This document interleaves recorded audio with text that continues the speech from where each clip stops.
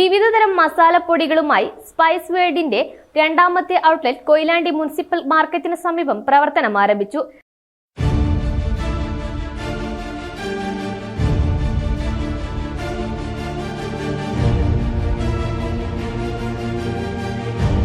ധാന്യങ്ങൾ ഇനി മില്ലിൽ കൊടുത്ത് പൊടിപ്പിച്ച് വാങ്ങേണ്ട ആവശ്യമില്ല.